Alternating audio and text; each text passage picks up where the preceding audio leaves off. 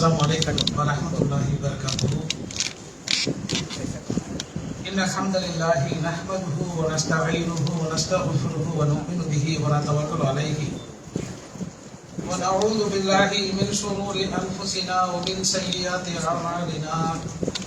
من يهده الله فلا مضل له ومن يضلل فلا هادي له. أشهد أن لا إله إلا الله وحده لا شريك له وأشهد أن محمدا عبده ورسوله. اللهم صل على محمد وعلى آل محمد كما صليت على إبراهيم وعلى آل إبراهيم إنك حميد مجيد. اللهم بارك على محمد وعلى آل محمد كما باركت على إبراهيم وعلى آل إبراهيم إنك حميد مجيد. أما بعد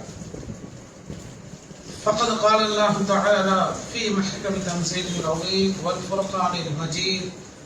أعوذ بالله من الشيطان الرجيم. بسم الله الرحمن الرحيم. وإنك لعلى خلق عظيم. صدق الله. அன்பிற்குரிய பெரியோர்களே, சகோதரர்களே, வல்ல அல்லாஹ் நம்மீது கடமையாக்கிய ஜும்ஆ என்ற சிறப்பு மிகு வணக்கத்தை நிறைவேற்றுவதற்காக இங்கே ஒன்று கூடியிருக்கிறோம். அல்ஹம்துலில்லாஹ். இந்த சிறப்பான வேளையிலே ஏக இறைவனாம் வல்ல அல்லாஹ்வினுடைய அருளும் சாந்தியும் அவனுடைய இறுதி தூதர் நபிகள் நாயகம் ஸல்லல்லாஹு அலைஹி வஸல்லம் அவர்கள் மீதும் அவர்களை உண்மையோடு பின்பற்றிய சத்திய நபி தோழர்கள் மீதும் இந்த மார்க்கத்தின் செய்திகளை இன்று வரை நாம் அறிந்து கொள்வதற்கு, அதனை பாதுகாப்பதற்கு தங்களுடைய வாழ்நாளை அர்ப்பணித்துக் கொண்ட இமாம்கள் மீதும் அல்லாஹ்வுடைய கட்டளைக்கு அடிபணிந்தவர்களாக உரிய நேரத்தில் ஜும்மாவுடைய முழுமையான நன்மைகளை பெற வேண்டும் என்பதற்காக வருகை தந்திருக்கிற நம் அனைவர் மீதும் அந்த ஏக இறைவனின் அருளும் சாந்தியும் என்றென்றும் நிலவட்டுமாக என்று துவா செய்தவனாக இந்த ஜும்மா உரையினை ஆரம்பிச்சேன். அன்புமிக்க பெரியோர்களே, சகோதரர்களே,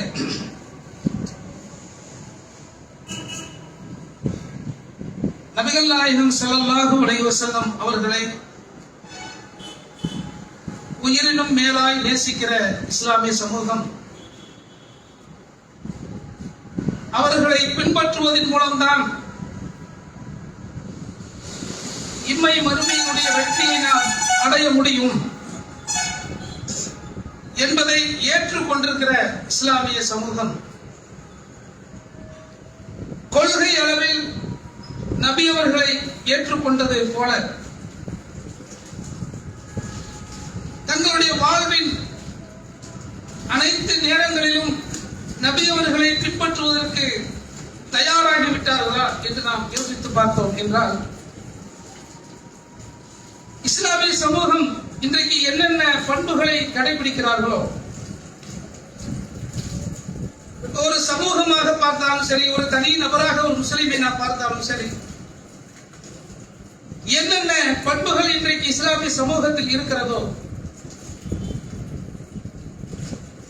இந்த பண்புகளுக்கு நேர் எதிராக நபிகள் நாயகம் ஸல்லல்லாஹு அலைஹி வஸல்லம் அவர்கள் வாழ்ந்து வழிகாட்டி இருக்கிறார்கள். நபியை பின்பற்ற வேண்டும் என்பதிலே கொள்கை அளவில் தொழுகை, நோன்பு, ஸகாத் போன்றவற்றில் நபியை பின்பற்ற வேண்டும், நபியவர்களைத்தான் பின்பற்ற வேண்டும் என்கிற சண்டை எப்போதுமே இருந்து கொண்டே இருக்கிறது. இது நபி வழியா, அது நபி வழியா என்ற கேள்விகளோடு நான் செய்வது நபி வழிதான், இதோ நான் இவ்வாறு தொழுகிறேன், இது நபி வழி என்று நாம் செய்கிற ஒவ்வொரு வணக்க வழிபாடுகளையும் நபி வழியோடு ஒப்பிட்டு பார்த்து நான் நபி வழியில் இதை செய்கிறேன் அப்படின்னு சொல்லி நம்ம தொழுகை, நோன்பு எல்லாவற்றையுமே இந்த வழிபாடுகள் சம்பந்தப்பட்ட அனைத்திலும் இது நபி வழி என்பதை, நபி வழிதானா என்பதை நாம் ஒரு முறை உறுதிப்படுத்திக் கொள்கிறோம். இப்ப வணக்க வழிபாடுகளில் நபி அவர்களை பின்பற்ற வேண்டும் என்பதில் ஏற்பட்டிருக்கிற அளவிற்கான உறுதி, அதை தாண்டி நபி அவர்கள் இந்த உலகத்திலே வாழ்ந்து வழிகாட்டி இருக்கிறார்களே, அவர்களுடைய அந்த வாழ்க்கை வழிமுறைகளை பின்பற்றுவதிலே இதோ நான் இந்த பண்பை கடைபிடிக்கிறேன், இது நபி வழி, இதோ நான் இந்த காரியத்தை செய்கிறேன், இது நபி வழி என்று தன்னுடைய ஒவ்வொரு செயலுக்கும் நியாயம் கற்பிப்பதற்கு, எப்படி தொழுகைக்கு, நோன்புக்கு நாம இதான் நபி வழின்னு சொல்லி ஒரு நியாயம் கற்பிப்போம் இல்லையா, நெஞ்சில கை கட்டணும், கைகளை உயர்த்தணும் என்று ஒவ்வொன்றுக்கும் எப்படி நபி வழியின் அடிப்படையில் நியாயம் கற்பிப்போமோ அதுபோன்று நம்முடைய இந்த சமூகம் கடைபிடிக்கிற பண்புகள் ஒவ்வொன்றுக்கும் இதோ இப்படித்தான் நபி அவர்கள் காண்பித்தார்கள், அதை நான் கடைபிடிக்கிறேன் என்று நம்மால் காட்ட முடிகிறதா? அதிலே நமக்கு ஒரு போட்டி இருக்கிறதா? போட்டியும் கிடையாது, பொறாமையும் கிடையாது. நாம அது அந்த விஷயத்தை பொறுத்தவரையில எல்லோரும் ஒரு விஷயத்துல காம்ப்ரமைஸ் ஆயிருக்கிறோம். என்னன்னா தொழுகை, நோன்பு போன்ற வணக்க வழிபாடுகளில் நபியை தான் பின்பற்ற வேண்டும் என்பதில் இருக்கிற அந்த போட்டி, அந்த வேகம். தனி மனிதனாக நபியை பின்பற்ற வேண்டும். நபி அவர்கள் என்ன பண்புகளை இந்த உலகத்திற்கு காண்பித்தார்களோ அவைகளை இந்த உலகத்திலே நாம பின்பற்றியாக வேண்டும் என்பதிலே நமக்குள்ளே அது ஆர்வம் இருக்கிறதா என்பதை நாம் யோசித்து பார்க்க வேண்டும். நபிகள் நாயகம் ஸல்லல்லாஹு அலைஹி வஸல்லம் அவர்களை பின்பற்றுமாறு அல்லாஹ் சொல்லுகிறான். இந்த கட்டளை நம்ம எல்லோருக்குமே தெரிந்த ஒரு கட்டளை. எதிலே பின்பற்ற வேண்டும், எதையெல்லாம் பின்பற்ற வேண்டுமோ அதை அல்லாஹ் திருமறை குர்ஆனிலே சிறப்பாக நமக்கு கோடித்து காட்டுகிறார். நபிகள் நாயகம் ஸல்லல்லாஹு அலைஹி வஸல்லம் அவர்களை வமா அர்ஸல்னாக இல்லா ரஹ்மத்தன் லில் ஆலமீன், அகில உலகங்களுக்கும் இவர் ஒரு அருளாக அனுப்பப்பட்டிருக்கிறார் என்று நபி அவர்களை சொல்கிறார். அதே அப்படி பாராட்டுகிற அதே நேரத்தில் இன்னொன்றை பிராக்டிக்கலாக நடைமுறையிலே நபிகள் நாயகம் ஸல்லல்லாஹு அலைஹி வஸல்லம் அவர்கள் எப்படிப்பட்டவர்கள் என்பதை அல்லாஹ் பாராட்டும் போது வஇன்னக லஅலா ஹுலுகின் அதீம், நபியே நீர் மகத்தான நற்குணத்திலே இருக்கிறீர். நபிகள் நாயகம் ஸல்லல்லாஹு அலைஹி வஸல்லம் அவர்களை அல்லாஹ் பாராட்டுகிறார். அப்படி பாராட்டுகிற வார்த்தை தான் நீர் மகத்தான நற்குணத்தில் இருக்கிறீர். இதே போன்ற இன்னொரு வசனத்தை நம்ம திருமறை குர்ஆன்ல பார்க்க முடியும். ஃபபிமா ரஹ்மத்தி மினல்லாஹி லின்த லஹும் வலவ் குன்த ஃபல்லன் கலீலல் கல்பி லன்ஃபல்லு மின் ஹவ்லிக். நபியே, அல்லாஹ்வுடைய அருளின் காரணமாக நீர் மக்களிடையே நளினமாக நடந்து கொள்கிறீர். ஒருவேளை அவ்வாறு இல்லை என்றால் மக்கள் உம்மை விட்டு விரண்டு ஓடி இருப்பார்கள் என்று நபிகள் நாயகம் ஸல்லல்லாஹு அலைஹி வஸல்லம் அவர்களுடைய அந்த கேரக்டரை அல்லாஹ் சொல்லுகிறான். அவருடைய பண்பு, அவங்க குணநலம் எப்படி இருந்தது என்பதை அல்லாஹ் சொல்லுகிறார். அப்ப இந்த விஷயத்துல நபிகள் நாயகம் ஸல்லல்லாஹு அலைஹி வஸல்லம் அவர்களை தொழுகை, நோன்பு போன்ற விஷயங்களில் கடைபிடிப்பதில் இருக்கிற ஆர்வம், எந்த பண்பை அல்லாஹ் பாராட்டி சிறப்பித்து பேசுகிறானோ அந்த பண்பை இந்த சமூகத்தில் இருக்கிற நாம் பின்பற்றுவதற்கு நாம் எந்த அளவுக்கு முயற்சி செய்திருக்கிறோம் என்பதை ஒரு கணம் நாம் யோசித்து பார்க்க வேண்டும். அல்லாஹ்வை பாராட்டுகிற பண்பு, மகத்தான நற்குணம். அப்படி நபிகள் நாயகம் ஸல்லல்லாஹு அலைஹி வஸல்லம் அவர்கள் எந்த அளவுக்கு இந்த மக்களோடு நற்குணத்தோடு பழகினார்கள், மக்களிடத்தில் என்ன வகையான நற்குணத்தை எதிர்பார்த்தார்கள், தன்னுடைய உம்மத்து எந்த நற்குணத்தின் மீது இருக்க வேண்டும் என்பதை எதிர்பார்த்தார்கள் அப்படிங்கிறத நம்ம நபிகள் நாயகம் ஸல்லல்லாஹு அலைஹி வஸல்லம் அவர்களுடைய வாழ்க்கையிலிருந்து நம்ம பார்த்தோம் அப்படின்னு சொன்னா, நபி அவர்களுடைய அந்த குணம் இருக்கு பாருங்க. நிறைய செய்திகளை பார்க்கலாம். நான் ஒன்று ரெண்டு மட்டும் இந்த இடத்துல சொல்லிக்கொள்ள ஆசைப்படுகிறேன். நபி அவர்கள் ஒரு விஷயத்துல ரொம்ப தெளிவா இருந்தாங்க. பொதுவா நாம எல்லாருமே யதார்த்தத்தை புரிந்து கொள்ள மாட்டோம். எந்த ஒரு சிக்கல் வந்தாலும் வாழ்க்கையில, நம்ம குடும்பத்துக்குள்ள அல்லது வெளியில எந்த ஒரு சிக்கல் வந்தாலும் யதார்த்தத்தை புரிந்து கொள்ள மாட்டோம். நாம நினைச்சது நடக்கணும்னு நினைப்போம். மனிதனுடைய பெரும் பிரச்சனை என்ன அப்படின்னு சொன்னா, பெரும்பாலான மனிதர்களுக்குரிய பெரிய சிக்கலை என்னன்னா, எது நடக்க முடியாதோ, எது நடக்காதோ அதுக்கு ஆசைப்பட்டு நிற்போம். எதுதான் நடக்குமோ அது விட்டுருவோம். இப்படி யதார்த்தத்தை புரிந்து கொள்ளாத ஒரு சூழ்நிலை இருக்கும். நபிகள் நாயகம் ஸல்லல்லாஹு அலைஹி வஸல்லம் அவர்கள் தங்களுடைய வாழ்க்கையில இந்த யதார்த்தத்தை புரிந்து கொள்வதற்கு பாருங்க, எல்லா நேரங்களிலும் அதை கடைபிடிச்சாங்க, புரிந்து நடந்தார்கள். எப்படி? நபி அவர்களுக்கு ஒரு ஒட்டகம் இருந்தது, அலுபா அப்படிங்கிற ஒரு ஒட்டகம். இந்த ஒட்டகம் மதீனாவிலேயே ஒரு பிரசித்தி பெற்ற ஒட்டகமா இருந்தது. நபி அவர்களுடைய ஒட்டகம் அப்படிங்கிறதுக்காக இல்ல, அந்த ஒட்டகம் அந்த மதீனாவினுடைய சுற்று வட்டாரத்தில் இருக்கக்கூடிய எல்லா ஒட்டகங்களை விட மிக வேகமாக போகக்கூடிய ஒட்டகம். அது ஓட்ட பந்தயத்தில் அந்த ஒட்டகத்தை ஜெயிக்கவே முடியாது அப்படிங்கிற ஒரு சிறப்பு அந்த ஒட்டகத்துக்கு இருந்துச்சு. ஒரு தடவை ஒரு கிராமவாசி வருகிறார், ஒரு ஒட்டகத்து மேல உட்கார்ந்து வர்றாரு. ஒரு 6 வயசு கூட இருக்காரு அந்த ஒட்டகத்திற்கு அப்படின்னு சொல்றாரு. வர்றாரு, அனுபவங்கிற இந்த நபி அவர்களுடைய ஒட்டகத்தோடு அந்த கிராமவாசியினுடைய ஒட்டகம் போட்டி வைக்கப்படுகிறது. கிராமவாசியினுடைய ஒட்டகம் முந்திருச்சு. இது நம்மளால தாங்க முடியுமா? நம்ம வாழ்க்கையில ஜெயிச்சுக்கிட்டே இருப்போம், பிசினஸ்ல ஜெயிச்சுக்கிட்டே இருப்போம். ஒரு நேரத்துல பிசினஸ் அப்படி டல் ஆகி நமக்கு பின்னாடி வந்துட்டு இருந்த யாரோ ஒருத்தர் முன்னாடி போயிட்டாருன்னா வந்தவன் நாங்கெல்லாம் பாரம்பரியமா இருக்கிறோம், எத்தனை வருஷமா அந்த தொழில் இருக்குன்னு தெரியுமா அப்படின்னு நமக்கு முன்னால் போனவரை பார்த்து நம்மளால ஜீரணிக்க முடியாது. அந்த நபிகள் நாயகம் ஸல்லல்லாஹு அலைஹி வஸல்லம் அவர்கள் இதை எவ்வளவு பிராக்டிக்கலா யதார்த்தமாக எடுத்துக்கொண்டார்கள். ஆச்சரியமாக இருக்கிறது. எப்படி எடுத்துக்கிட்டாங்க? இது சஹாபாக்களுக்கு மத்தியில மிக பெரும் வருத்தமாக மாறுகிறது. அலுபாத்து வந்துருச்சு. அவங்களுக்கு என்னன்னா அல்லாஹ்வுடைய தூதருடைய ஒட்டகம் தோத்துட்டா அப்படிங்கிற அந்த அலுபா தோத்துருச்சுங்கிற வார்த்தைக்குள்ள ஒளிந்திருக்கிற விஷயம். அப்ப நபிகள் நாயகம் ஸல்லல்லாஹு அலைஹி வஸல்லம் மக்கள்கிட்ட சொன்னாங்க, அல்லாஹ் ஒரு நியதியை ஏற்படுத்தி இருக்கான், அதான் யதார்த்தம் அப்படிங்கிறத சொல்றாங்க. அல்லாஹ் ஒரு நியதியை ஏற்படுத்தி இருக்கிறான். இந்த உலகத்தில் எதுவெல்லாம் உயர்ந்து செல்லுமோ அது அனைத்தையும் அல்லாஹ் தாழ்த்தாமல் விட மாட்டான். உலகத்துல எது உயர்ந்து போனாலும் சரி தாழ்த்திடுவோம். நல்லது கெட்டதுலாம் கிடையாது. நல்லது உயர்ந்தாலும் அல்லாஹ் ஒரு நேரத்தில் கீழே கொண்டு வருவான், கெட்டது உயர்ந்தாலும் அல்ல ஒரு நேரத்தில் கீழே கொண்டு வருவான். இந்த யதார்த்தத்தை நபிகள் நாயகம் ஸல்லல்லாஹு அலைஹி வஸல்லம் அவர்கள் புரிந்து கொண்டு அதை சஹாபாக்களும் புரிந்து கொள்ளுமாறு சொல்லுகிறார்கள். ஜெயிச்சுக்கிட்டே இருக்கிற ஒன்று ஒரு நேரத்தில் தோற்கும், கீழே வரும். தோத்துக்கிட்டே இருந்த ஒன்று மேல வரும். இது உலக நியதி. இந்த நியதியை நம்ம புரிஞ்சுக்கணும்.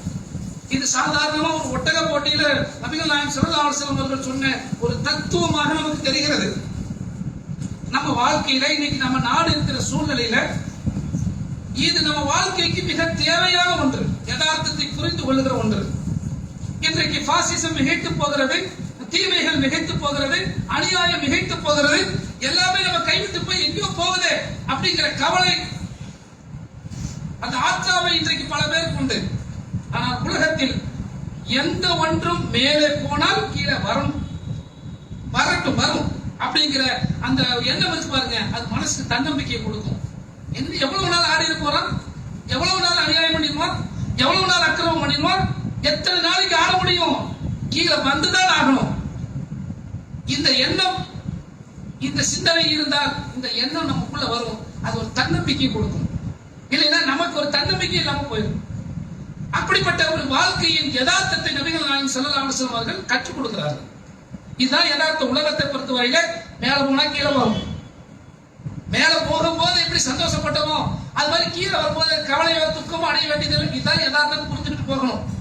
ஒரு நேரத்தில் நம்ம வாழ்க்கையில பிசினஸ் ரொம்ப மேலே இருந்துச்சு. இந்த ஊர்லயே இந்த ஏரியாவிலே நம்மள மாதிரி பிசினஸ் பண்றதுக்கு ஆள் கிடையாது. நேற்றுக்கு வந்த ஒருத்தர் நம்மள முந்தி போயிருப்பாரு. இந்த தொழில்னா என்னன்னே தெரியாத ஒருத்தர் வந்திருப்பாரு, அவர் நம்மள முந்தி போயிருப்பாரு. போட்டியோ பொறாமை தேவையில்லை, அதுதான் உலகம். ஒரு நேரத்தில் நாம இருப்போம், இன்னொரு நேரத்தில் கீழே வருவோம், வேற ஒருத்தர் மேல போவார். உலகம் அப்படித்தான் அமைக்கப்பட்டிருக்கிறது. அப்படி புரிஞ்சுக்கிட்டா எந்த மனிதர் மீது நமக்கு பொறாமை போட்டி வரவே வராது. இப்ப வாழ்க்கை இவ்வளவு யதார்த்தமாக நபிகள் நாயகம் ஸல்லல்லாஹு அலைஹி வஸல்லம் அவர்கள் கற்றுக் கொடுக்கிறார்கள். இன்னொரு சந்தர்ப்பத்தில் பார்க்கிறோம், நபிகள் நாயகம் ஸல்லல்லாஹு அலைஹி வஸல்லம் அனஸ் அப்படிங்கிற அவர்களுடைய உதவியாளர். அனஸ் அப்படிங்கிற 10 வயசுல கொண்டு வந்தா ரசூலுல்லாஹ் சேர்த்தாங்க வேலைக்கு. சின்ன பையன், ஒரு வேலையா ரசூலுல்லாஹ் அந்த அனஸை அனுப்பி வைக்கிறாங்க. இப்போ இது முடிச்சுட்டு வாங்க, காரியத்தை செஞ்சுட்டு வாங்க. சின்ன பையன் தானே, 10 வயசு 12 11 வயசு தானே. அந்த வயசுக்கே உரிய விளையாட்டு தனம் இருக்கும் இல்லையா. ரசூலுல்லாஹ் சொன்ன வேலையை விட்டுட்டு வீதியில விளையாண்டு கொண்டு பசங்களோட விளையாட்டு போயிட்டாரு. எங்க அனுப்பிட்ட பையனை காணமே அப்படின்னு நபிகள் நாயகம் ஸல்லல்லாஹு அலைஹி வஸல்லம் அவங்க தேடி வர்றாங்க. பையன் ரோட்ல விளையாண்டுட்டு இருக்காரு, மற்ற பசங்களோடு விளையாண்டுட்டு இருக்காரு. நம்ம வீட்டுக்குள்ளேயே இந்த மாதிரி ஒரு கடைக்கு போயிட்டு வா, ஒரு சாக்லேட் வாங்கிட்டு வா, ஒரு முட்டை வாங்கிட்டு வா, ஒரு வெங்காயம் வாங்கிட்டு வா, கடைக்கு அனுப்பிவிட்டு அந்த பையன் ரோட்ல போய் விளையாண்டுட்டு ஒரு 10 நிமிஷம் லேட் ஆச்சுன்னா நம்ம வீட்டுல நாம என்ன பாட்டு கொடுத்துவோம் யோசிச்சு பாருங்க. அந்த விளையாட்டுத்தனமான அந்த வயசு, விளையாட்டுத்தனமான வயசுனா அப்படித்தான் இருக்கும். அதுக்கு சீரியஸ்னஸ் இருக்காது அந்த வயசுக்கு. அப்படிங்கிற அந்த யதார்த்தத்தை நபிகள் நாயகம் ஸல்லல்லாஹு அலைஹி வஸல்லம் அவர்கள் புரிந்து கொண்டு விளையாண்டு கொண்டிருந்த அந்த அரசுடைய பின்பக்கமா கை வைக்கிறாங்க, திரும்பி பார்க்கறாங்க. என்ன, நான் சொன்ன வேலையை முடிச்சிட்டியா, இந்த போயிரு, அல்லாஹ்வுடைய தூதர் இப்ப போயிடுறேன் அப்படின்னு சிரிச்சாங்க. என்ன பார்த்து கோபப்படலையா, சிரிச்சாங்க. ஏன் சிரிக்கிறாங்க? இந்த வயசுக்கே உரிய பருவம் அது. அதை புரிஞ்சுக்கிட்டாங்க ரசூலுல்லாஹ். நாம புரிஞ்சுக்கணும். நம்ம பிள்ளை விஷயத்தை புரிஞ்சுக்கிறோமா? நம்ம வீட்டுல ஒரு 10 வயசு பிள்ளை இருக்கிற கடைக்கு அனுப்பிடுறோம், லேட்டா அங்க போய் ஏதோ விளையாட்டுமா ஏதோ ஒன்று பண்ணிட்டாங்க, நமக்கு கோபம்.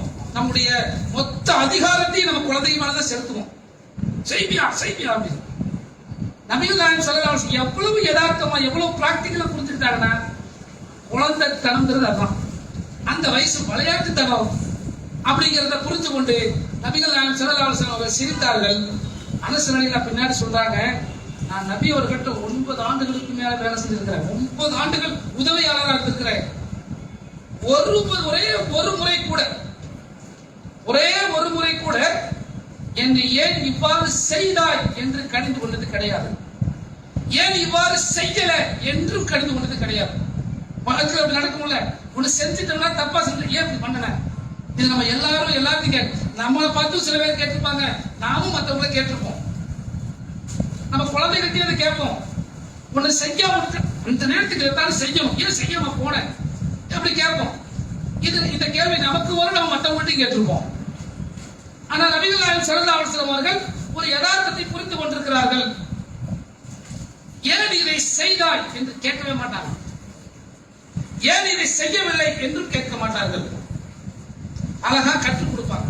அப்ப நபிகள் நாயகம் ஸல்லல்லாஹு அலைஹி வஸல்லம் அவர்களுடைய அந்த பண்பு யதார்த்தத்தை புரிந்து கொண்ட, வாழ்க்கையினுடைய யதார்த்தத்தை புரிந்து கொண்ட ஒரு பண்பாக இருந்தது. இன்னொரு சந்தர்ப்பத்தில் பார்க்கிறோம், நபிகள் நாயகம் ஸல்லல்லாஹு அலைஹி வஸல்லம் அவர்கள் ஒரு வழியா வந்துட்டு இருக்காங்க. அங்கே நபி தோழர்கள் 2 குழுவா நின்று ஒரு போட்டி ஒன்று வச்சிட்டு இருக்கிறாங்க. அம்பையை எய்து அந்த போட்டி, யாருடைய அம்பு தூரமா போகுது அப்படிங்கிற ஒரு போட்டி அது. அப்ப இதை பார்த்த உடனே அல்லாஹ்வுடைய தூதர் ஸல்லல்லாஹு அலைஹி வஸல்லம் சொல்றாங்க, இஸ்மாயிலின் சந்ததிகளே நீங்கள் அம்பையுங்கள் அப்படின்னு சொல்லி அதை ஊக்குவிக்கிறாங்க. அதுக்கு ஆர்வம் ஊட்டுறாங்க. ஆர்வம் ஊட்டிட்டு சொல்றாங்க, நான் இந்த அணியோட இருந்துக்கிறேன். அவங்களும் ஆர்வத்தில் என்ன செஞ்சாங்கன்னா 2 அணியா பிரிஞ்சு நிற்கிறாங்க. ரசூலுல்லாஹ் உடனே என்ன செஞ்சாங்கன்னா அவங்க ஒரு அணியில சேர்ந்துட்டாங்க. சேர்ந்த உடனே ஆப்போசிட்ல இருந்த அணி அம்பை ஏற நிறுத்திட்டாங்க. ஏன் இல்ல நீங்க இருக்கிறீங்க, நாங்க எப்படி அம்பை ஏறுது அப்படின்னு உடனே ரசூல் ஸல்லல்லாஹு அலைஹி வஸல்லம் புரிஞ்சுக்கிட்டாங்க. ஓ அப்படின்னு சொல்லிட்டு இல்ல நான் பொதுவா இருந்துக்கிறேன், நீங்க அம்பைங்க அப்படிங்கிறாங்க. அப்ப வாழ்க்கையினுடைய யதார்த்தத்தை நபி அவர்கள் எந்த அளவுக்கு புரிந்து எல்லா இடங்களிலும் புரிந்து நடந்திருக்கிறார்கள் அப்படிங்கிறத இந்த மாதிரியான விஷயங்கள் நமக்கு ரொம்ப தெளிவாக காட்டுகிறது. அப்ப வாழ்க்கையினுடைய யதார்த்தத்தை புரிந்து கொண்டார்கள் என்றால் ரொம்ப உறுதி இல்லாத ரொம்ப மென்மையான அப்படி நினைச்சிடக்கூடாது.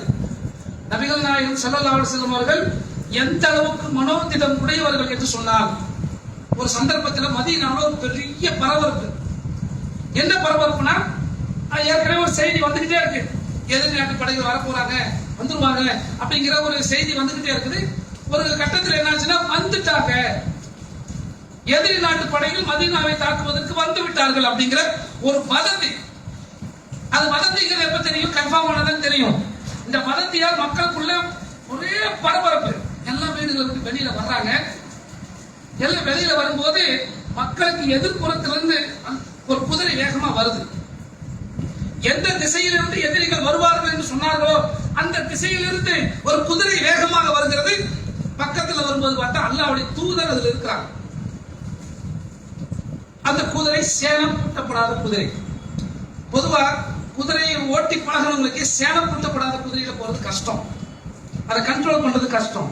அந்த சேணம் பூட்டப்படாத அந்த குதிரையில மிக வேகமா வர்றாங்க. வந்து மக்கள்கிட்ட சொல்றாங்க, பதட்டப்படாதீங்க அப்படி எந்த படையும் வரல, தைரியமா இருங்க அப்படிங்கிறாங்க.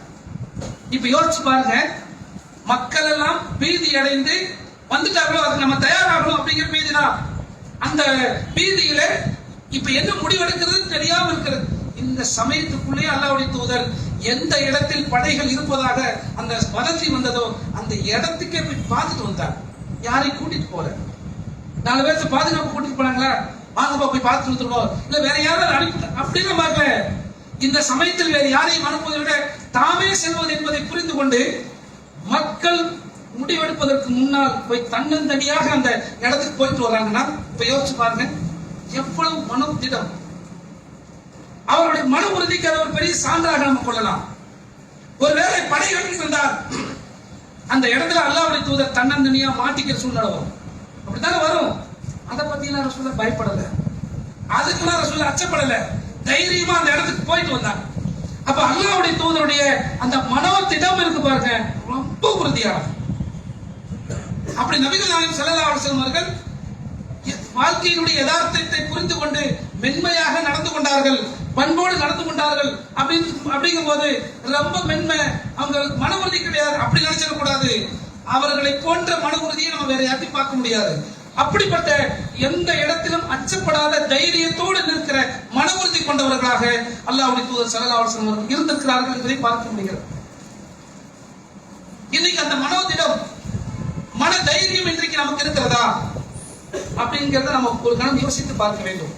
அல்லாஹ்வுடைய தூதர் ஸல்லல்லாஹு அலைஹி வஸல்லம் அவர்கள் இந்த சமூகத்திற்கு கற்றுத் தருகிற நற்பண்புகள் நிறைய நேரங்களில் நபிகள் நாயகம் ஸல்லல்லாஹு அலைஹி வஸல்லம் பாத்தீங்கன்னா, உங்களில் சிறந்தவர் ஹதீஸோடு தொடர்புடைய ஹதீஸை தொடர்ந்து படிக்கிற ஒவ்வொருவருக்கும் தெரியும், உங்களில் சிறந்தவர் நபிகள் நாயகம் ஸல்லல்லாஹு அலைஹி வஸல்லம் அவர்கள் ஏராளமான இடங்களில் சொல்லியிருப்பாங்க. خيركم من تعلم القرآن وعلمه, உங்களில் சிறந்தவர் குர்ஆனை கற்று பிறருக்கும் கற்றுத் தருபவர் தான். உங்களில் சிறந்தவர் தன்னுடைய குடும்பத்தில் சிறந்தவர். இப்படி நிறைய நேரங்களில் நபிகள் நாயகம் ஸல்லல்லாஹு அலைஹி வஸல்லம் அவர்கள் உங்களில் சிறந்தவர் நிறைய சொல்றாங்க. அப்படி ஒரு முறை நபிகள் நாயகம் ஸல்லல்லாஹு அலைஹி வஸல்லம் சொல்றாங்க, கேட்கிறாங்க சஹாபாக்கிட்ட, எடுத்த உடனே சொல்லாம உங்களில் சிறந்தவர் யார் கெட்டவர் யார் என்பதை அறிவிக்கட்டுமா அப்படின்னு கேட்ட உடனே சஹாபாக்கிட்ட அமைதி. ஏன் அமைதியா இருக்கிறாங்கன்னா, இந்த கேள்வியை இப்படி கூட விளங்கி இருக்கலாம், இங்க உட்கார்ந்து இருக்கிறவங்க யார் நல்லவங்க கெட்டவங்க ரசூலுல்லாஹ் சொல்ல போறாங்களோ அப்படிங்கிற அமைதியா கூட இருந்திருக்கலாம். சஹாபாக்கள் அமைதியா இருக்கிறாங்க. மறுபடியும் அல்லாஹ்வுடைய தூதர் கேட்கிறாங்க, அமைதி. மறுபடியும் கேட்கிறாங்க, 3 முறை கேட்கிறாங்க, உங்களை நல்லவர் கெட்டவர் யார் என்பதை நான் அறிவிக்கட்டுமா? அமைதியா இருக்கிறாங்க. ஒரே ஒருத்தர் தைரியமா சொன்னார், அல்லாஹ்வுடைய தூதரே அதை எங்களுக்கு அறிவித்துக் கொடுங்கள், யாருன்னு சொல்லுங்க. அப்ப நபிகள் நாயகம் ஸல்லல்லாஹு அலைஹி வஸல்லம் அவர்கள் அங்கே உட்கார்ந்து இருக்கிற மனிதர்களை பத்தி சொல்லல, பண்புகளை பேசுகிறார்கள். எப்படி பேசுறாங்கன்னா, யாரிடத்திலிருந்து நன்மை எதிர்பார்க்கப்படுமோ, யாரிடத்திலிருந்து தீமையை பற்றி பயம் இல்லாமல் மக்கள் இருப்பார்களோ அவர் நல்லவர். யாரிடத்திலிருந்து தீமை எதிர்பார்க்கப்படுமோ, யாரிடத்திலிருந்து நன்மை எதிர்பார்க்க மாட்டோமோ அவர் கெட்டவர் அப்படிங்கிறாங்க. உங்களை நல்லவர் கெட்டவர் அந்த அடையாளத்தை எப்படி வச்சுக்கிறது? ஒரு தொழுகிறாருங்க, நோம்பலா வைக்கிறாரு, நல்லவரா? சஹாபாக்கள் தான் ரசூலுல்லாஹ் சொன்னாங்க, சஹாபாக்கள் எல்லோரும் தொழக்கூடியவர்கள் தான். அப்ப எதை விரும்பினார்கள் அல்லாஹ்வுடைய தூதர்? தொழுகை, நோன்பு, இந்த வழிபாடுகளை தாண்டி, வணக்க வழிபாடுகளை தாண்டி மனித பண்புகளாக அல்லாஹ்வுடைய தூதர் எதிர்பார்த்த விஷயத்தை தான் 3 முறை கேட்டு பிறகு அந்த மக்களுக்கு பதியும் வகையில் சொல்லுகிறார்கள், உங்களிடமிருந்து மக்கள் நன்மையை எதிர்பார்த்து தீமையை செய்வீர்கள் என்ற அச்சமில்லாமல் இருந்தால் நீங்கள் நல்லவர்கள். உங்கள்கிட்ட தீமைதான் வரும், நன்மை வராது என்று மக்கள் முடிவு செய்துவிட்டால் நீங்கள் கெட்டவர்கள். அப்படிங்கறத நபிகள் நாயகம் ஸல்லல்லாஹு அலைஹி வஸல்லம் எந்த தனிநபர் பேரையும் சொல்லல, மாறாக எப்படி சொல்றாங்க? பண்புகளை சொல்லுகிறார்கள். சஹாபாக்கள் அமைதியா இருந்ததுக்கு அது ஒரு காரணமாக இருந்திருக்கலாம், நம்மளை சொல்லிடுவாங்களோ அப்படிங்கிற பயம் இருந்திருக்கலாம். ஆனா தனிநபர்கள் அங்குள்ளவங்க அப்படி சுட்டி காட்டாம பண்புகளை சுட்டி காட்டுகிறார்கள். என்னென்ன பண்பு? இன்னொரு முறை, உங்களை சிறந்தவர் யார் தெரியுமா? அதாவது மக்கள் கேட்கிறாங்க, அல்லாஹ்வுடைய தூதரே மனிதர்களை சிறந்தவர் யார் சொல்லுங்க. சஹாபாக்கள் அப்படி சில நேரங்களில் கேட்பாங்க. அப்படி கேட்கும் போது அல்லாஹ்வுடைய தூதர் சொல்றாங்க, நபிகள் நாயகம் ஸல்லல்லாஹு அலைஹி வஸல்லம் சொல்றாங்க, உங்களில் உண்மை பேசக்கூடியவரும் தூய உள்ளத்தோடு இருப்பவரும் தான் சிறந்தவர். சஹாபாக்கள் சொல்றாங்க, அல்லாஹ்வுடைய தூதரே உண்மை பேசுறதுன்னா தெரியும், அவர் பேசுறது உண்மையா இல்லையாங்க தெரிஞ்சுக்கலாம். அவர் உண்மைதான் பேசுவாரு, எப்பவும் போய் பேச மாட்டாருங்கிறத ஒரு மனிதனுடைய பழக்க வழக்கத்தை வச்சு நம்ம புரிஞ்சுக்குவோம். அவர் தூய உள்ளத்தோடு தான் இருக்கிறாருங்கிறது எப்படி புரிஞ்சுக்கிறது? அது எப்படி, எது தூய உள்ளங்கிறத புரிஞ்சுக்கிறது அப்படிங்கறத அல்லாஹ்வுடைய தூதர்கிட்ட கேட்கும் போது சொல்றாங்க, 4 விஷயங்களை சொன்னாங்க. அவருடைய உள்ளத்துல பாவமோ பொறாமையோ அநியாயமோ இருக்காது அப்படின்னு சொல்லி 4 விஷயங்கள் சொல்றாங்க. இதெல்லாம் உள்ளத்துக்குள்ள வரதான பொறாமை, அநியாயம், குரோதம், இது எல்லாம் உள்ளத்துல ஏற்படக்கூடியது. இந்த உள்ளத்துக்குள்ள இதெல்லாம் இல்லாம ஒருவர் தன்னுடைய உள்ளத்தை தூய்மைப்படுத்தி கொண்டால் அவர் சிறந்தவர் அப்படிங்கறத நபிகள் நாயகம் ஸல்லல்லாஹு அலைஹி வஸல்லம் சொல்றாங்க. இது ஏன் நமக்கு சொல்லணும் அப்படின்னு சொன்னா, இந்த சமூகத்துக்கே ரசூலுல்லாஹ் சொல்லணும் அப்படின்னா, இந்த பண்புகள் நமக்கு வேண்டும். அல்லாஹ்வுடைய தூதர் இந்த பண்புகளோடு தான் திகழ்ந்தார்கள். நபிகள் நாயகம் ஸல்லல்லாஹு அலைஹி வஸல்லம் அவருடைய தோழர்கள் சொல்றாங்க, அல்லாஹ்வுடைய தூதர் தமக்காக என்றும் யாரையும் பழி வாங்கியதில்லை. அது பெரிய ஆச்சரியமான ஒரு குணம். நாமெல்லாம் நல்லவங்க நம்ம நினைச்சிட்டு இருப்போம். ஆனா ஒரு நேரத்துல நாம பாதிக்கப்படும் போது, நமக்கு ஒரு சிக்கல் வரும்போது, உண்மையிலேயே அந்த நேரத்துல தான் நம்ம நல்லவங்களா அப்படிங்கறத நம்ம யோசிச்சு பார்க்கணும். நம்மள யோசிச்சு பார்க்கும்போது நம்ம எவ்வளவு வசனங்களை, எவ்வளவு ஹதீஸ்களை கேட்டிருப்போம். ஏன் இந்த நேரத்துல நாம இந்த மாதிரி கோபப்பட்டுட்டோம், நாம ஏன் இந்த நேரத்தில் இப்படி நடந்துக்கிட்டோம் அப்படிங்கிறது ஆச்சரியமா இருக்கும். அல்லாஹ்வுடைய தூதர் எல்லா நேரங்களிலும் அந்த நிதானத்தை கடைபிடித்தார்கள். எந்த அளவுக்கு அல்லாஹ்வுடைய வரம்புகள் மீறப்பட்டால் கோபப்படுவாங்க. தனக்காக என்று யாரையும் அவர்கள் பழிவாங்கியதே கிடையாது. ஸல்லல்லாஹு அலைஹி வஸல்லம் வாழ்க்கையில தன்னை ஒருத்தர் திட்டாங்க, தன்னை ஒருத்தர் அடிச்சிட்டாங்க, தன்னை ஒருத்தர் காயப்படுத்திட்டாங்க, தனக்கு பாதிப்பு ஏற்படுத்திட்டாங்க என்பதற்காக எந்த மனிதரையும் பழிவாங்கியதே கிடையாது. வாழ்க்கையில யார் சொல்றது? அவர்களோடு இருந்த நபி தோழர்கள் சொல்றாங்க. யாரோ பின்னாடி வந்த வரலாற்று ஆசிரியர்கள் அப்படி சொல்லல. இன்னைக்கு பல தலைவர்கள் அப்படி புகழப்படுவார்கள். அவர் எப்படி தெரியுமா, 100 வருஷத்துக்கு முன்னாடி அவர் வாழும்போது அப்படி வாழ்ந்தார், இன்னைக்கு நாம சொல்லிட்டு இருக்கோம். ஆனால் அல்லாஹ்வுடைய தூதரை புகழக்கூடியவர்கள் அப்படி வரலாற்றில் பின்னாடி வந்த ஆசிரியர்கள் அல்ல. அல்லாஹ்வுடைய தூதரோடு மெய்யாக பழகிய நபி தோழர்கள். வெறும் புகழுக்காக, உண்மையில அவங்க கேரக்டர் அப்படிதான் இருந்துச்சு. எந்த அளவுக்கு அவங்க இலகுவா இருந்தாங்க, எந்த அளவுக்கு அவங்க இருந்தாங்க அப்படிங்கறத பல முறை நம்ம அந்த சம்பவத்தை கேள்விப்பட்டிருப்போம். ஜகாத்துடைய நிதியில் இருந்து ஒரு கிராமவாசி கேட்கணும், பொருளாதாரத்தை கேட்கணும். கிராமவாசி அப்படின்னு வரும்போதே அவங்களுக்கு நாகரிகம் தெரியாதுன்னு அர்த்தம். நாகரிகமா கேட்க தெரியாது. அந்த கிராமவாசி தோல்ல துண்டை போட்டு, கழுத்துல துண்டை போட்டு இறுக்கி, கோபத்தில் இல்ல, அவர் கேட்க தெரியாம கேட்கிறாரு. இந்த பொது நிதியில எனக்கு கொடுக்க சொல்லுங்க. கேட்கறது எப்படி கேட்கிறாரு? கழுத்துல துண்டை போட்டு இறுக்கி எனக்கு இந்த ஜகாத்துல இருந்து கொடுங்க. யோசிச்சு பாருங்க. இன்னைக்கு நம்ம கிட்ட ஒருத்தர் வர்றாரு, ஒரு பள்ளி நிர்வாகியா இருக்கிறாங்க. ஒரு பள்ளி நிர்வாகிக்கு நம்ம போறோம், இந்த மாதிரி ஒரு மருத்துவ உதவி தேவை, இந்த வாரம் சும்மா வசூல் பண்ணி கொடுங்க. மருத்துவ உதவின்னு கேளு, இந்த வாரம் நீ எப்படி கேட்கலாம்? அது நிர்வாகம் தான் முடிவு பண்ணும், அப்படிதான் சொல்லுவோம். ஒரு சாதாரண ஒரு பேச்சு கூட ஒரு நிர்வாகிகிட்ட போய் நாம அப்படி பேசிட்டோம்னா ஒத்துக்க மாட்டாங்க. எந்த பள்ளியிலும் இப்படி ஒத்துக்கிறது இல்லை. அல்லாஹ்வுடைய தூதர் அந்த கிராமவாசி கேட்ட முறை என்ன? அது சாதாரணமா இயல்பா கேட்கிற முறை இல்ல. அவர் கேட்ட முறை தவறு. ஆனாலும் அல்லாஹ்வுடைய தூதர் அது பெருசுபடுத்தல, கொடுத்து அனுப்புங்க அவருக்கு அப்படின்னு சொல்லி அந்த கிராமவாசிக்கும் அல்லாஹ்வுடைய தூதர் கொடுத்து அனுப்பினார்கள். என்னைய கருத்து பிடிச்சி இருக்குன்னு உனக்கு ஒண்ணு கிடையாது போ அப்படிலாம் சொல்ல கோவப்படல. இப்படிதான் பண்ணக்கூடாதுன்னு அவர் சொல்லல. அவருக்கு கொடுத்து அனுப்புங்க, கொடுத்து அனுப்பிட்டாங்க.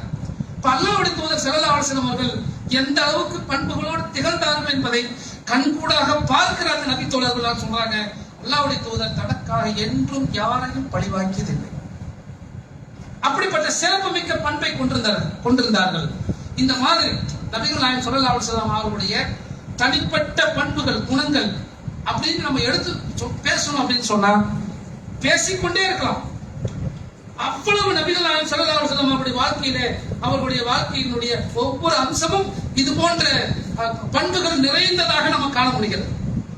இதுல நமக்கு போட்டி வரணும். அல்லாஹ்வுடைய தூதர் நான் இதுல பின்பற்றணும், அல்லாஹ்வுடைய தூதரை இதிலே நான் பின்பற்ற வேண்டும். இதோ இந்த பண்பை நான் அல்லாஹ்வுடைய தூதரிடமிருந்து கற்றுக்கொண்டேன், அவங்களுடைய வாழ்க்கையிலிருந்து நான் படித்துக் கொண்டேன் என்று அல்லாஹ்வுடைய தூதருடைய வாழ்க்கையிலிருந்து இது போன்ற நற்பண்புகளை நாம கற்றுக்கொண்டு அந்த பண்புகளை கடைபிடிக்கிற நன்மக்களாகவும் மறுமையிலே சிறந்த நன்மைகளை பெறுவதற்கும் அல்லாஹ் நம் அனைவருக்கும் அருள் புரிவானாக என்று கூறி இந்த உரையை நிறைவு செய்கிறேன். அல்ஹம்துலில்லாஹ். அஸ்ஸலாமு அலைக்கும்.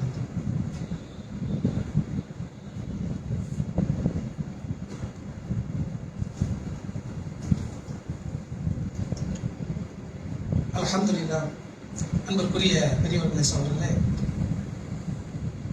நாம் இருக்கிற இந்த காலகட்டம் இந்திய ஒன்றியத்தினுடைய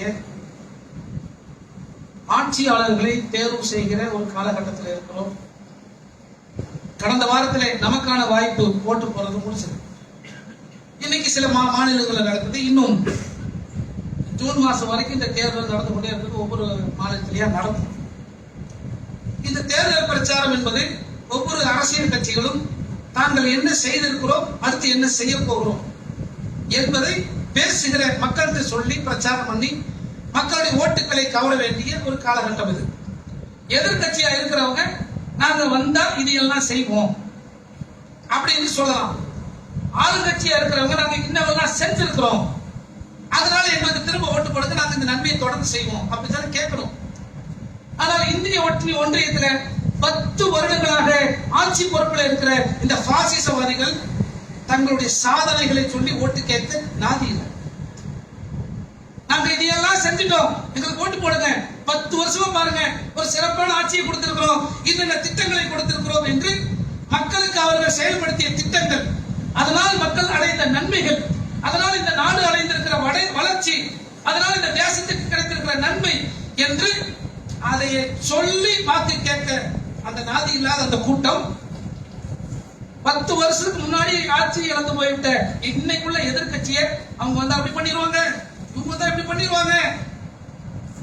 அப்படி சொல்லும் போதே நமக்கு ஒரு விஷயம் புரியுது, இவன் தன்னுடைய சாதனையை சொல்லி ஓட்டு கேட்க தைரியம் இல்லாதவன், அப்படி ஒரு சாதனை அவன் செய்யலைங்கிறது அவனுக்கே புரியுது. அதனால இப்ப என்ன பண்றது, நம்முடைய நீ என்ன செஞ்சேன்னு யாரும் கேட்க கூடாது இல்லையா?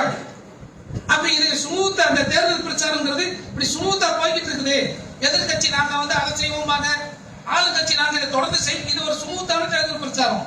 அப்படி போய்கிட்டு இருந்தா நாம தோத்துருவோங்கிற அந்த பயத்துல இந்த பாசிசவாதிகள் எப்படிப்பட்ட பிரச்சனையை இன்னைக்கு மக்கள் மத்தியில உருவாக்குகிறார்கள் என்று சொன்னால், இந்த தேர்தல் களத்தையே மத ரீதியாக, ஜாதி ரீதியாக, இன ரீதியாக பிரிக்கிற ஒரு வேலையை பார்க்கிறாங்க.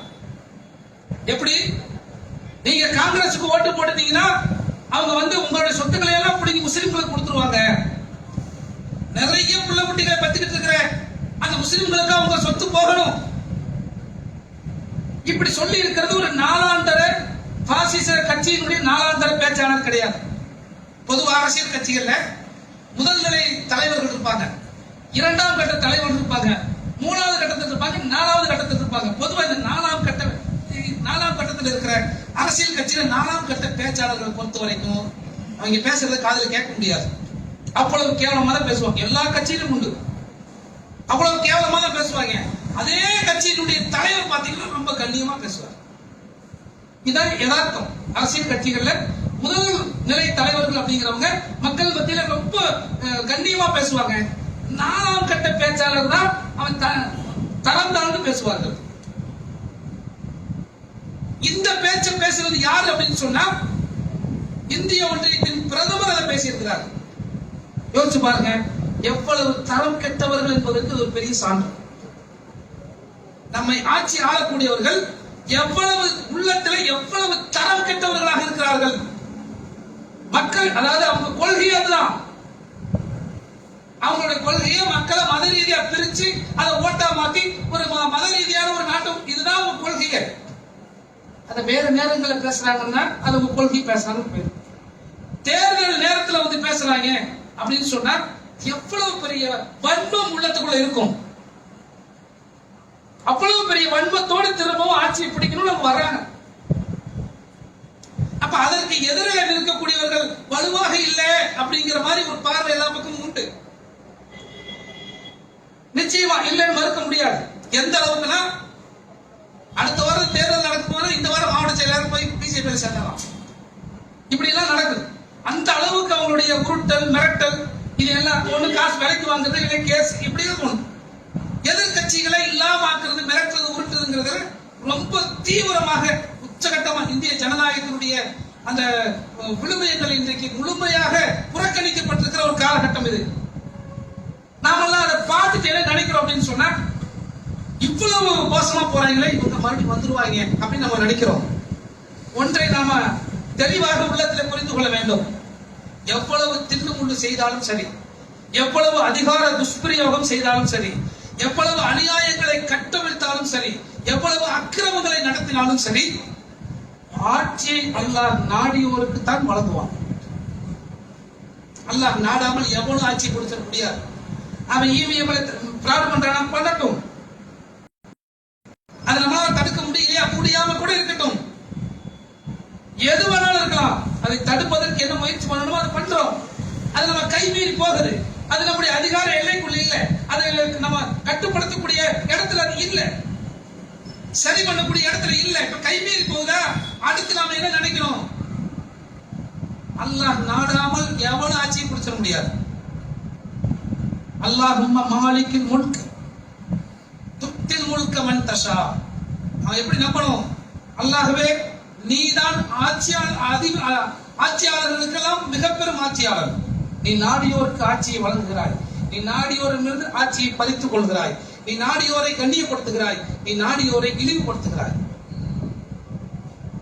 இது அல்லாஹ் நாடுறவங்களுக்கு கொடுக்கிறான். நல்லவன் கெட்டவன் நல்லா பாக்குறது இல்ல. யாருக்கு நாடுகிறானோ அல்லாஹ் கொடுக்கிறான். அதனால நமக்கு சோதனை வச்சிருக்கலாம். ஆகையினால அல்லாஹ் நாடாமல் எவனும் எந்த அநியா வேணா பண்ணிருக்கட்டுமே, எவ்வளவு அக்கிரம் வேணுமாலும் பண்ணிருக்கட்டுமே, அல்லாஹ் நாடாமல் ஆட்சியை பிடித்து விட முடியாது அப்படிங்கறத புரிஞ்சுக்கணும். இன்னொன்று, இந்த வெறுப்பு பேச்சிற்கு பாருங்க, இதை சரியாக நம்ம பயன்படுத்தி கொண்டு இந்த மக்கள்கிட்ட கொண்டு போவதற்கான ஒரு வாய்ப்பில்லாதவர்களாக நாம பலவீனர்களாக இருக்கிறோம் என்பதையும் இந்த நேரத்தில் புரிந்து கொள்ள வேண்டும். அவங்க சொல்லக்கூடிய எவ்வளவு பெரும் பொய் இருக்கிறது, எவ்வளவு பெரிய பித்தலாட்டம் இருக்கிறது.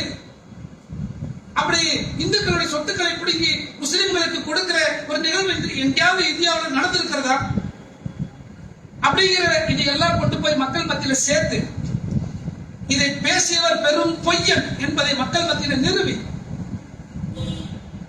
செய்யக்கூடிய வாய்ப்பில்லையே. முஸ்லிம்கள் அப்படிப்பட்ட ஒரு பலமிக்கவர்களாக இந்த நாட்டில் இல்லையே. எண்ணிக்கையில் குறைந்தவர்கள் அல்ல, நாம சிறுபான்மை நம்ம சொல்லிக்கிறோம். ஆனா அது உண்மையில் சிறுபான்மை கிடையாது. முஸ்லிம்கள் அனைவரும் ஒன்றாக திரண்டு நின்றால் அது சிறுபான்மை கிடையாது. ஆனால் இவ்வளவு பலம் பொருந்திய இவ்வளவு பலமிக்க ஒரு சமூகம் இந்தியாவில் பலவீனர்களாக நாம் நிற்கிறோம். இந்த பலவீனத்தை புரிந்து கொள்ள வேண்டும் அப்படிங்கிறதா இந்த நேரத்தில் நமக்குள்ள முக்கியமான விஷயம். ஏனென்று சொன்னால், எந்த இடத்துல வெறுப்பு அதிகம் இருக்கிறதோ, எந்த இடத்துல சூழ்ச்சிகள் அதிகம் இருக்கிறதோ, அந்த வெறுப்பை பற்றி எல்லாம் பேசும்போது, தூதரை பற்றி பேசும்போது எப்படி பேசலாம்? ஹுவல்லதி அர்ஸல ரசூலஹு பில் ஹுதா வ தீனில் ஹக் லியுத்ஹிரஹு அலா தீனி குல்லிஹி வலவ் கரிஹல் முஷ்ரிகூன். தன்னுடைய தூதரை சத்தியத்தோடு நேர்வழியோடு அல்லாஹ்வே அனுப்பினார். அவர் கொண்டு வந்திருக்கிற மார்க்கம் எல்லா மார்க்கங்களை விட மேலோங்கும். எப்ப மேலோங்கும்? எவ்வளவுதான் முஸ்லிம்கள் பெருத்த போதும் சரி, மார்க்கம் மேலோங்கும். வெறுப்புக்கு மத்தியில் தான் இஸ்லாம் வளரும். இந்த அடிப்படையை எல்லாம் சொல்லி கொடுக்கலாம். வெறுப்பு இல்லாம எல்லாரும் வாங்க சகோதரத்துவமா இருப்போம் அப்படி இல்ல. வெறுப்புக்கு மத்தியில் இஸ்லாம் மேலோங்கும், எல்லா மார்க்கங்களையும் மேலோங்கும். அப்படிப்பட்ட ஒரு அருமையான மார்க்கத்தை கையில் வைத்திருக்கிற நாம் அந்த வெறுப்பை வெல்வதற்கான தகுதி உடையவர்களாக நம்மை மாற்றிக்கொள்ள வேண்டும் என்பதை இந்த நேரத்தில் நாம் ஒரு பாடமாக எடுத்துக்கொள்ள வேண்டும். அல்லாஹ் அதற்கு இந்த சமூகம் தயாராகுவதற்கு அருள் புரிவாளர் என்று கூறி இந்த உரையினை நிறைவு செய்கிறேன். அல்ஹம்துலில்லாஹ். அஸ்ஸலாமு அலைக்கும்.